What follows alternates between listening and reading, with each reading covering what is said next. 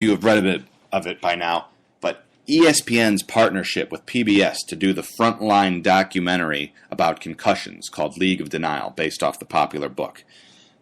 This was a project that 15 months ago was agreed on. 15 minutes later, Roger Goodell goes out to lunch with a couple of people from ESPN. He specifically goes out with ESPN's president, John Skipper, and the ESPN executive vice president of production, John Wildhack, and then all of a sudden, ESPN pulls out of this documentary deal. I understand. Don't misconstrue what I'm saying. I completely understand how ESPN felt pressured to pop out. Their number one ratings grabber, the people who gave them Monday Night Football, who brings them the most income, say, we are not comfortable with this partnership. You don't bite the hand that feeds you. I understand it, and I'm not mad about that. I'm just mad about the way this was done. This is a project that was over the year in the making, and one lunch meeting causes you not only to stop funding the project, you pull out all your reporters, you don't let your scientists or your employees work or even be interviewed on this anymore. PBS is still going to run this thing. And in the end, it's probably going to help them, all this free publicity, because a lot of people would have never heard of this had it not come out like this. But it's a very, very shady move, and it doesn't hurt ESPN's credibility when a simple lunch meeting changes the content of your programming so drastically. It's very upsetting, and it's very disturbing to know that our news organization can be so tampered with by a simple lunch meeting. So, that's what it is. Take it for what it's worth. That documentary is still going to come out, but it's going to be an edited and dialed back version of what it was originally supposed to be. And I think we as fans are going to be cheated out of that one. But we still have lawsuits going on. And I'm not just talking about Aaron Hernandez. T.O. is back in the news. And God, have I missed him. It's been so dull without T.O. I want to see him doing sit-ups in his driveway again. Although his driveway probably got repossessed because he can't pay for anything anymore. But because he can't pay with anything, he did what every red-blooded American does. He didn't get a job. He sued his agent. And quite frankly, who wouldn't want to sue Drew Rosenhaus? The guy's kind of weaselly. But he is alleging that Rosenhaus owes him $6.5 million for advising him to hire Jeff Rubin, who was a financial advisor who is now currently banned by the NFL from advising people. And the suit itself, it seeks that $5 million in lost investments and that there was $1.5 million in potential earnings that T.O. lost. So we get the $6.5 million. Now, I'm all for trying to sue Rosenhaus, and I love having T.O. back in the news, but come on. You hired this advisor. You listened to him. You could have handled your own money. You could have done your own shopping. You could have gone to a more trusted source for financial advice. I don't know. I think this is kind of a long shot to pin on Rosenhaus, and this suit isn't going to go anywhere. But, like I said, it's fun having him back in the news. Missed you, T.O. Now, we did mention Aaron Hernandez. A new story came out by Rolling Stone magazine, and it's not just Hernandez that's getting in hot water. They said that Urban Meyer, his coach in Florida and now the coach at Ohio State, may have covered up his drug use, multiple violent incidents, gang involvement, and a drive-by shooting. Urban Meyer better watch out, because if there is any evidence to support that claim, he could be looking at federal charges too. Aiding and abetting, harboring a criminal, lying to the police, hiding evidence, that type of stuff. And with all the press that this Hernandez deal is getting, Urban Meyer better be talking to his lawyer right now. Which brings me to another point. How come nobody else has found repercussions for this? Another thing that absolutely baffles me. I mean, you've got a guy with known gang affiliations where the coach is covering him up. University of Florida obviously knew it. And no one's being punished? No. Meyer got to take that year off for his health. Yeah, healthy to get the hell away from Aaron Hernandez. That's what it was healthy to do. And, okay, but you can't come back. You're banned from the NCAA. No, not bad. Do we suspend him? Oh, we're not suspending him either? Let's let him coach at the Ohio State. Yeah, that's only one of the biggest programs in the country and one of the most prosperous schools. Let's let him coach there. Get him away from Florida. That was the problem. Florida's the problem. So we're going to sanction Florida, right? Oh, no, we're not. We're taking away scholarship? No scholarship. Oh, doing nothing? Okay. Let's nail Manziel for selling autographs. Yeah, that's what we'll do. I don't get the NCAA. I don't like the NCAA. It completely baffles me any time that they try to put forth some sort of sanction or any type of putting their foot down and show their authority. Because they pick the most trivial stuff, but when you've got legitimate things talking about felonies, blind eye, oh, didn't see it. Yeah. Maybe just because they like Urban Meyer, who knows. I had no problem with the guy until he started, harboring fugitives and helping murderers. But what are you going to do? And guess what? That HGH testing we were talking about last week, it stalled.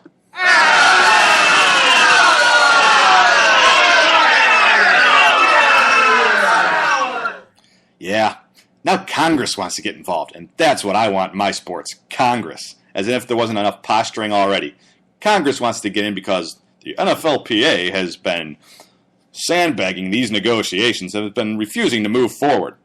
Actually, I think the NFLPA has been very clear about what they wanted. They want somebody else to handle the arbitration instead of Roger Goodell. They want their prosecutor, their judges, and their juries to be all different people instead of what it is now, which is Roger Goodell. And people keep harping on the NFL Players Association. I think it's a very reasonable request. I mean, let me know what you think. Tweet me at the CSBS. Email me at cmstanton2@gmail.com. Give me a call at 630-534-0779. Let me know what you think. But every other major sports league has a unique arbitration system where they have arbitrators that are neutral to the sides.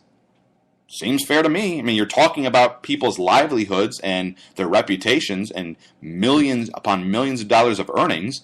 We should have a fair system.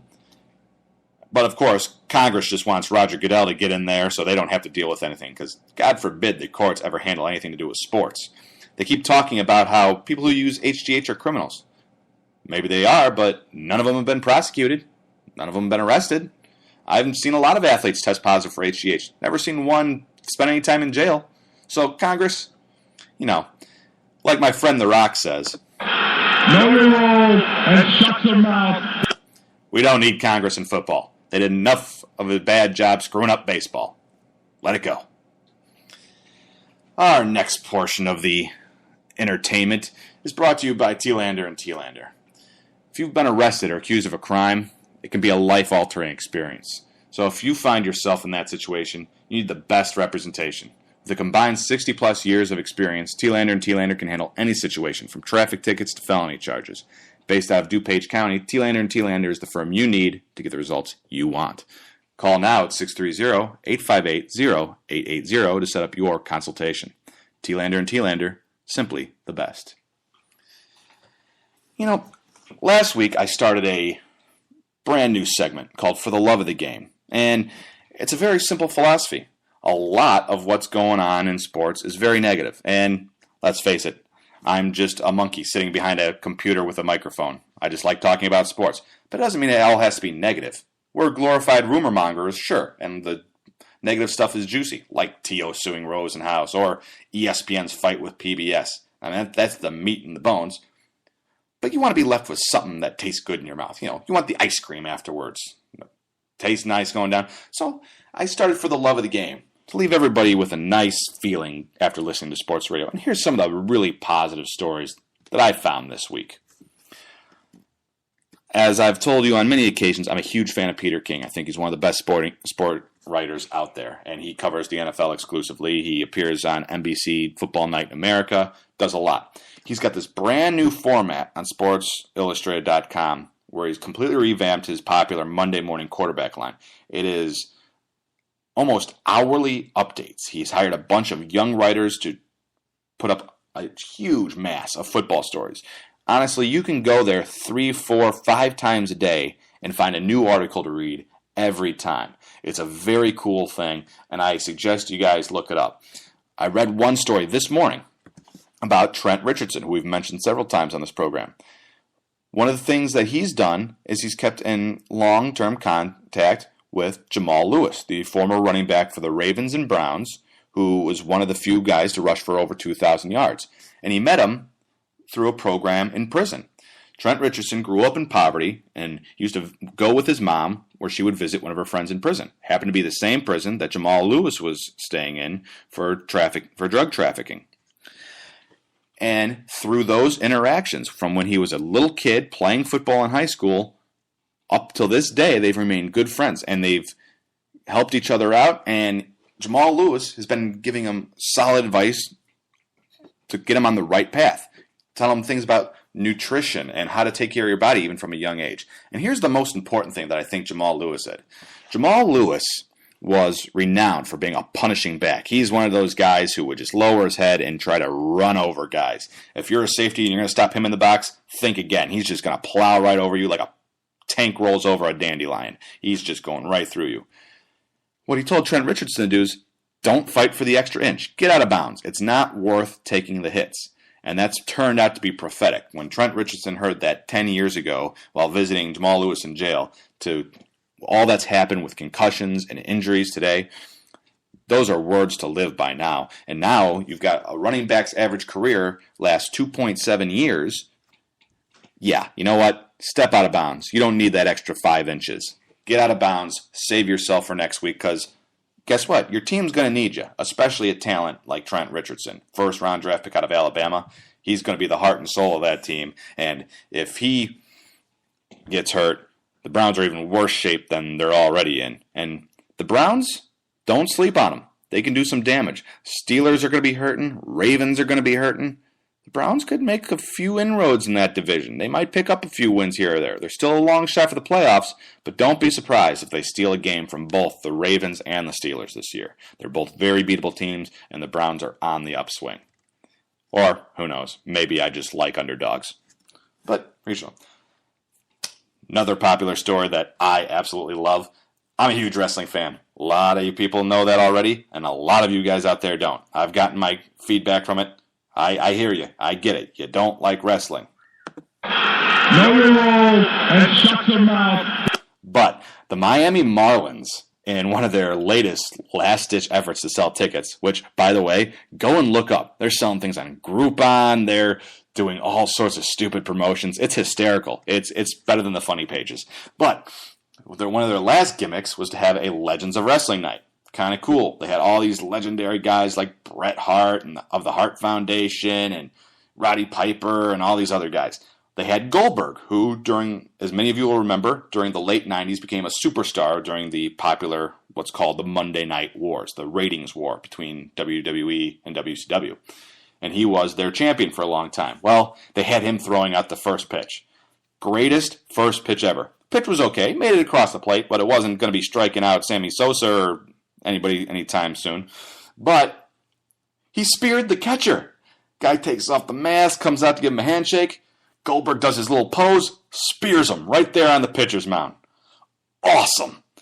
That's what I was always talking about. Entertainment in sports. God, you go to a baseball game and your catcher gets speared by a wrestler. How fun is that? Don't worry, it wasn't the Marlins starting catcher. Not that it matters, seeing as they're one of the worst teams in baseball anyway. Maybe a spear will help the guy see the ball better. But that's a lot of fun. I want to see a wrestler just put a guy through a table. Last week we talked about hitting A-Rod for just being such a pain in the butt to follow. Hey, forget hitting him with pitches. Let's get a wrestler out there with a table and put him through a table. Could be fun. Just an idea, but watch out for the Marlins. They might take me up on it. Another really great story, sticking with baseball, is the story of Nico Lenzarada. Now, if you guys have not heard about this story, read up on it and go watch the YouTube video. He's an 8-year-old boy with cerebral palsy. And as part of charity functions, he's a huge Indians fan, got some of the Cleveland Indians players to visit him. And this kid's ambitious. A lot of kids ask their favorite players to hit a home run. He asked for two of them to hit home runs. He asked Carlos Santana